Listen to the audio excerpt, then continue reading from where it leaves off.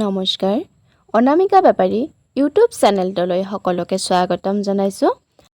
আজি আমি পঢ়িম শংকৰদেৱ শিশু নিকেতনৰ পাঠ্যক্ৰমৰ আধাৰত তৃতীয় শ্ৰেণীৰ সংস্কৃত বিষয়টোৰ দশমः পাঠः কিং কুত্ৰ अस्ति অৰ্থাৎ কি ক'ত আছে।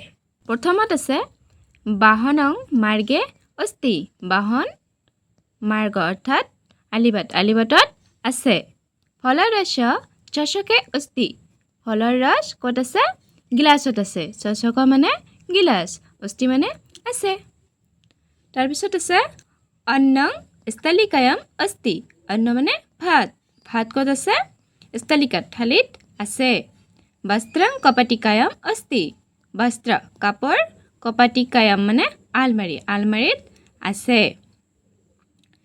ক্ষীৰং কুপ্যাম अस्ति ক্ষীৰ ক'ত আছে গাখীৰ ক'ত আছে বটলত আছে। মীনঃ নদ্যাম अस्ति মাছ নদীত আছে। চালকঃ বাহনে अस्ति চালকজন ক'ত আছে বাহনত আছে। সিংহ বনে अस्ति সিংহ বনত আছে। শেষত এই পাঠটোৰ কিছুমান অসমীয়া অৰ্থ দিয়া হ'ল।